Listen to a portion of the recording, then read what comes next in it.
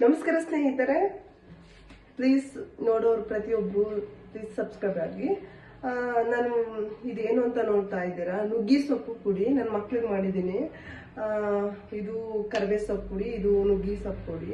ಇದನ್ನ ಎರಡು ಒಂದೇ ದಿವಸ ತಗೊಂಡ್ ಬಂದ್ಬಿಟ್ಟು ಫುಲ್ ವಾಶ್ ಮಾಡಿ 2 ದಿನ ಬಿಸಿಲಲ್ಲಿ ಒಣಗಾಕ್ದೆ.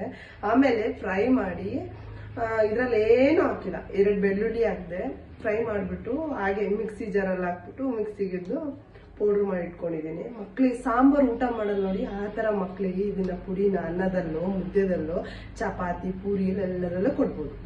ಆರೋಗ್ಯನೂ ಚೆನ್ನಾಗಿರುತ್ತೆ, ಮಕ್ಕಳು ಖುಷಿಯಿಂದ ತಿಂತಾರೆ. ಮತ್ತೆ ಇದನ್ನು ಹಾಗೇನೆ ವಾಶ್ ಮಾಡಿಬಿಟ್ಟು 2 ದಿನ ಬಿಸಿಲಲ್ಲಿ ಒಣಗಿಸ್ಬಿಟ್ಟು ಆಮೇಲೆ ಫ್ರೈ ಮಾಡಿದೆ.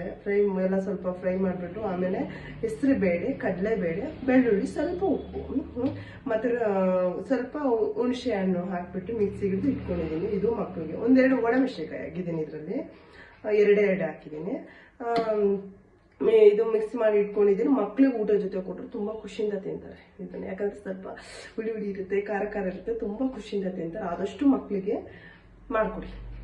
ಮತ್ತೆ ಇನ್ನೊಂದು ಉಪ್ಪಿನಕಾಯಿ ಹೇಗೆ ಮಾಡಿದ್ದೀನಿ ಅಂದ್ರೆ, ಇನ್ನು ಬಾಕ್ಸ್ಗೆ ಹಾಕಿಲ್ಲ. ಅದು ಉಪ್ಪಿನಕಾಯಿ ಯಾವ ತರ ಮಾಡಿದೆ ಅಂದ್ರೆ, ಮಾವಿನಕಾಯಿ ಫಸ್ಟ್ ಒಂದು ಮೀಡಿಯಂ ಸೈಜ್ ಹೆಚ್ಕೊಂಡ್ಬಿಟ್ಟು ಒಂದು ಇದರಲ್ಲಿ ಬಾಂಡ್ಲಿಯಲ್ಲಿ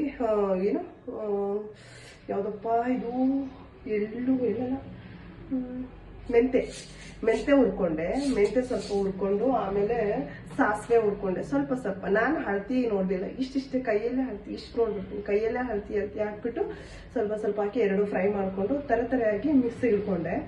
ಆಮೇಲೆ ಅದರಲ್ಲಿ ಬೆಳ್ಳುಳ್ಳಿ ಎಲ್ಲ ಚಿಕ್ಕದಾಗಿತ್ತು, ಬೆಳ್ಳುಳ್ಳಿ ಒಂದಿಷ್ಟು ತಗೊಂಡೆ, ಬೆಳ್ಳುಳ್ಳಿ ಎಲ್ಲ ಸುಲ್ಕೊಂಡು ಇಟ್ಕೊಂಡು ಆಮೇಲೆ ಬಾಳ್ಳಿ ಇಟ್ಬಿಟ್ಟು 1/4 ಲೀಟ್ರ್ 3-4 ಸ್ಪೂನು ಎಣ್ಣೆ ಹಾಕ್ದೆ. 1 ಸ್ಪೂನ್ ಅಂದ್ರೆ ಯಾವ ತರ, ಇದರಲ್ಲಿ 3-4 ಸ್ಪೂನು ಎಣ್ಣೆ ಹಾಕ್ದೆ. ಇದೆಲ್ಲ ಹಾಕ್ಬಿಟ್ಟು ಆಮೇಲೆ ಸ್ವಲ್ಪ ಜೀರಿಗೆ, ಸ್ವಲ್ಪ ಸಾಸಿವೆ ಹಾಕ್ದೆ, ಸ್ವಲ್ಪ ಫ್ರೈ ಮಾಡಿದೆ. ಆಮೇಲೆ ಬೆಳ್ಳುಳ್ಳಿ ಸ್ವಲ್ಪ ಚೆನ್ನಾಗಿ ರೋಸ್ಟ್ ಆಯ್ತು.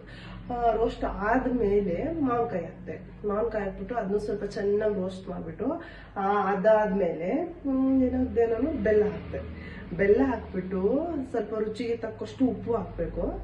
ಉಪ್ಪು ಹಾಕಿ ಬೆಲ್ಲ ಹಾಕಿ ಚೆನ್ನಾಗಿ ರೋಸ್ಟ್ ಮಾಡಿ 2 ನಿಮಿಷ ರೋಸ್ಟ್ ಮಾಡಿ ಆಮೇಲೆ ಖಾರ ಪುಡಿ ಹಾಕ್ಬೇಕು. ನಿಮಗೆ ಎಷ್ಟು ಖಾರ ಬೇಕು ಅಷ್ಟು ಹಾಕ್ಕೊಳ್ಳಿ.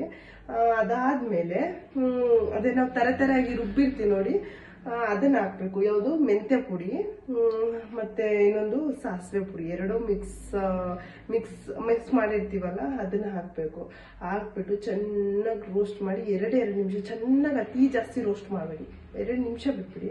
2 ನಿಮಿಷ ಬಿಟ್ಟು ಗ್ಯಾಸ್ ಹಾಕ್ಬೇಡಿ. ತಣ್ಣಗಾದ್ಮೇಲೆ ಗ್ಯಾಸ್ ಈ ತರ ಬಾಟಲಲ್ಲಿ ಹಾಕಿಟ್ಕೊಳ್ಳಿ, ಗ್ಲಾಸ್ ಬಾಟಲ್. ಪ್ಲಾಸ್ಟಿಕಲ್ಲಿ ಹಾಕ್ಬೇಡಿ, ಸ್ಟೀಲಲ್ಲಿ ಹಾಕ್ಬೇಡಿ, ಇದ್ರಲ್ಲಿ ಹಾಕಿ ತುಂಬಾ ಚೆನ್ನಾಗಿರುತ್ತೆ. ನೀವು ಫ್ರಿಜ್ಜಲ್ಲಿ ಇಡಿಲ್ಲ ಅಂದ್ರೂ ತುಂಬಾ ಚೆನ್ನಾಗಿರುತ್ತೆ. ಸರಿನಾ? ಏನಾದ್ರೂ ಒಂದು ಮಿಸ್ಟೇಕ್ ಆಗಿದೆ ಕ್ಷಮಿಸ್ಬಿಡಿ. ಪ್ಲೀಸ್ ನೋಡೋ ಪ್ರತಿಯೊಬ್ರು ಫಾಲೋ ಮಾಡಿ, ಸಬ್ಸ್ಕ್ರೈಬ್ ಆಗಿ. ಮತ್ತೆ ನೆಕ್ಸ್ಟ್ ವಿಡಿಯೋದಲ್ಲಿ ಸಿಗೋಣ.